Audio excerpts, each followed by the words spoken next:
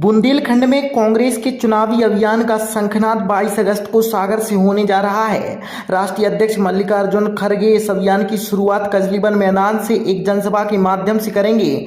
सभा में पूर्व मुख्यमंत्री कमलनाथ भी शामिल रहेंगे। जनसभा की तैयारियों को लेकर जिला शहर कांग्रेस कमेटी की लगातार बैठकें जारी हैं, जहां आयोजन से संबंधित व्यवस्थाओं को तो अंतिम रूप दिया जा रहा है, वहीं कांग्रेस कार्यकर्ताओं को आम जनमानस तक कमलनाथ सरकार की उपलब्धि और शिवराज सिंह चौहान सरकार की नाकामी पहुंचा। सभा में बड़ी संख्या में लोगों की उपस्थिति दर्ज हो इसका भी प्रयास हो रहा है, जिसके तहत आयोजन के प्रभारी लखन धनौरिया पूर्व मंत्री ने गुरु गोविंद सिंह में कार्यकर्ताओं की बैठक लेते हुए महत्वपूर्ण दिशा निर्देश दिए। जो 22 तारीख की सभा के लिए सर्वाधिक संवेदनशील स्थान है, ये सभा सफल बनाने की जिम्मेदारी तो आपकी होती है। साथ ही एक बात का और ध्यान रखना है कि भाजपा के दलाल इस सभा को रोकने के लिए आप लोगों के पास आएंगे, कुछ प्रलोभन भी देंगे, जो मिलता है लेते जाओ। लेकिन खड़गे जी आ रहे हैं, हम सबके नेता हैं, आप सबके नेता हैं, उनकी सभा सफल बनाने की जिम्मेदारी भी आपकी है। इस सभा के लिए, खड़गे जी की सभा के लिए सबसे पहले सागर को चुना गया, ये हम सब लोगों के लिए सौभाग्य का विषय है। लेकिन इस सभा की सफलता से सिर्फ कमलनाथ जी और दिग्विजय सिंह जी की प्रतिष्ठा दांव पर नहीं लगी। इस सभा के लिए डॉक्टर आनंद अहरवाल, भाई राजकुमार जी, अशोक भैया, सुरेंद्र चौधरी जी, रेखा जी, पूर्व वक्ताओं ने भी ये बात कही। ये सभा दो मायनों में हमको बहुत महत्वपूर्ण है। एक तो पिछले दिनों देश के प्रधानमंत्री नरेंद्र मोदी सागर आए और जो 100 करोड़ के रविदास मंदिर का शिलान्यास उन्होंने किया। ठीक है, आपने मंदिर का शिलान्यास किया, उस बात की हम आपको बधाई देते हैं।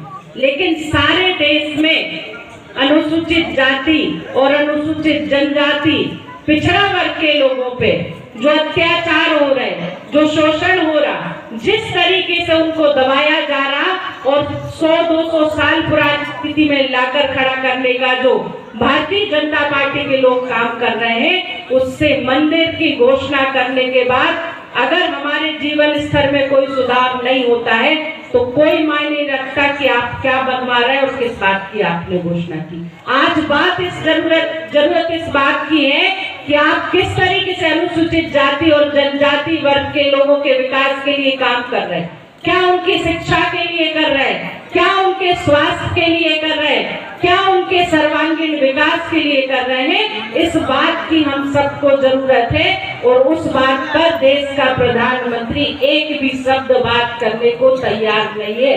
सिर्फ हमें और आपको धर्म के नाम पर डगमगाने का काम, धोखा देने का काम भारतीय जनता पार्टी के लोग कर रहे हैं। हमको उनके इस छलावे में आने की आवश्यकता नहीं है। आदरणीय खड़गे जी आएंगे।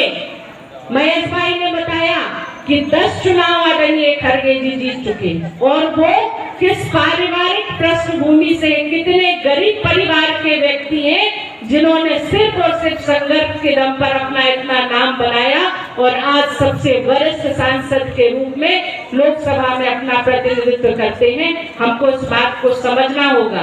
हमारे वर्ग के इतने बड़े महत्वपूर्ण व्यक्ति हमारे पास आ रहे हैं, हमको उनके मान सम्मान में कोई कमी नहीं रहने देना है और हम सब मिलकर खड़गे जी की सभा को बहुत ज्यादा सफल बनाएंगे और आने वाले दिनों में मध्य प्रदेश में कांग्रेस की सरकार बनाकर इस बात की तैयारी हम आज से कर लें कि इन धोखेबाजों, मक्कारों को सत्ता की कुर्सी से उतार कर और कांग्रेस की सरकार बनाना है। इसी आशा और विश्वास के साथ आप सभी का जो शिलान्यास किया है, उनने मात्र वोटें और चुनाव के पहले मंदिर याद आता है। अब उन्हें लगा है लोकसभा चुनाव आ गए हैं और विधानसभा चुनाव आ गए हैं, तो उनने मंदिर का अचानक प्रोग्राम रख लिया, क्योंकि 13 तारीख को आदरणीय मल्लिकार्जुन खड़गे जी सागर सबसे पीछे बैठे थे, जो एससी वर्ग से आते हैं, और पूरे सामंती लोग मोदी जी के साथ आगे बैठे थे। इतनी इनके लिए फिक्र है एससी वर्ग की इनके लिए ना कोई फिक्र है, लेकिन वोट के लिए इनने मंदिर बनाना, मंदिर का शिलान्यास किया। ऐसे कई शिलान्यास ये पहले भी करा है। आदरणीय गंगवालिया जी ने बताया था तो उज्जैन में ऐसा इन्होंने उद्घाटन किया था और कई बार इसके पहले 9 में भी कर चुके, 13 में भी कर चुके, लेकिन बनी नहीं है। ऐसा यहाँ भी होगा। मध्य प्रदेश में पहली बार सागर में आ रहे हैं और सागर में आ रहे हैं वो आदरणीय लखन घनघोरिया जी ने जो जबलपुर में प्रियंका गांधी का जो प्रोग्राम किया था उसकी उपलब्धि को देखते हुए सागर का प्रोग्राम हुआ है और सागर में उनकी ससुराल है और सब लोग हैं पार्ट में और सब जगह। जो जबलपुर में प्रोग्राम हुआ उससे अच्छा प्रोग्राम हो गया तो इनका मान सम्मान हमको करना जो भी मार्गदर्शन कहेंगे कल मन धन और जो भी स्थिति है सब लोगों को आना है, इनकी इज्जत बचाना है और सबकी इज्जत बनाना है। जय हिंद जवाहर। की बातचीत में लगे हैं तो आप लोगों से निवेदन है कि सबसे ज्यादा संख्या इस वार्ड में से कहा कि ये सब सास हैं, बहुएं हैं, तो इन्हें अधिकांश सास नजर आ रही है। तो आप लोगों को पूरे मोहल्ला में से इकट्ठो करके कम से कम कांग्रेस की सरकार आ रही है तो यह वह संवैधानिक अधिकार जो हम सारे लोगों के सुरक्षित है उनके पहले से ही चोट कर रखी है, चाहे वह रोजगार कार्यालय हो, चाहे अंत व्यवसायी वित्त विकास, कुछ और सारी चीजें देखें। देखिए सरकार में जो भी सरकार रहती है संविधान में बाबा साहब ने कहा है बेईमानी की कोई जगह नहीं है, बदमाशों के लिए कोई जगह नहीं है। आप प्रलोभन में आकर अपने अधिकारों को मत खोइए, अधिकारों को मत जगाइए।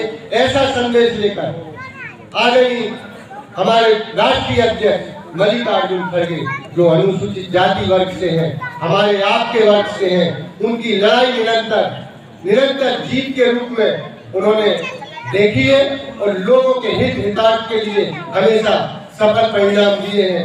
कर्नाटक की सरकार संखनाथ यदि बुंदेलखंड का सागर जो होगा और खड़गे जी जैसे जमीनी नेता करेंगे जो 10 चुनाव जीत के आज राष्ट्रीय अध्यक्ष बने हैं, यदि वो संखनाथ तो ये तय है प्रदेश का हर भाजपा का नेता भी इस बात को स्वीकार कर रहा है कि अब उनके दिन लग गए, वो भी स्वीकार कर रहे हैं। लेकिन जितनी प्रताड़ना, जितना शोषण सागर के कार्यकर्ताओं का हुआ है पूरे मध्य प्रदेश में, जितनी प्रताड़ना, जितना शोषण, जितना अत्याचार, जितना अन्याय सागर की एक कांग्रेस के कार्यकर्ताओं का हुआ है, यदि खड़गे जी की सफल हो गई तो ये तय है कि आगे कांग्रेस की सरकार बनना उतना बड़ा गौरव और फख्र भी यदि किसी को मिलेगा तो सागर के कांग्रेस के एक कार्यकर्ता को मिलेगा, ये फख्र भी मिलेगा। अपन सिलेंडर की बात कर रहे, उनको घर में खाना बनाना है। एक चीज पर छोटी छोटी बता दे, माननीय कमलनाथ जी विजनरी मुख्यमंत्री हैं, उनकी सोच, उनकी अवधारणा हिंदुस्तान के हर नेताओं से अलग है। आप एक चीज समझिए, 15 महीने की सरकार में शिवराज सिंह रिश्ते गाते खूब है लेकिन निभाते नहीं। बहुत आसानी से कह देते हैं मैं बहनों का भाई हूं, मैं बेटियों का मामा हूं, लेकिन सबसे ज्यादा अत्याचार बहन बेटियों पे ही होते हैं। सरकार सबसे ज्यादा अत्याचार व्यापक से लेकर पटवारी तक की भर्ती, जिन नौजवानों को वो अपना भांजा कहते हैं उनके साथ होती है, और जिन किसानों को अपना बाप कहते हैं उनकी छाती में भी गोली भारतीय जनता पार्टी के कार्यकाल में चलती है। कमलनाथ जी ने जब सरकार संभाली थी तो आप सोचिए, बगैर कहे रिश्ता निभाया था, बगैर नारा दिए बहनों से, विधवाओं से, सबसे रिश्ता निभाया था। पेंशन 5 पेंशन को बढ़ा दिया था। जो 300 की थी वो 600 की थी और 1 महीने के बाद उसको 1000 होना था। मैं उस विभाग का मंत्री था, ये मेरे को निर्देश था। सबसे बड़ी बात, भाइयों से रिश्ता कैसे निभाया जाता बगैर नारा दिए, वो कमलनाथ जी ने करके दिखाया था। जो 26,000 ये देते थे, भारतीय जनता पार्टी के लोग क्या करते थे, यही मुख्यमंत्री थे शिवराज सिंह जी।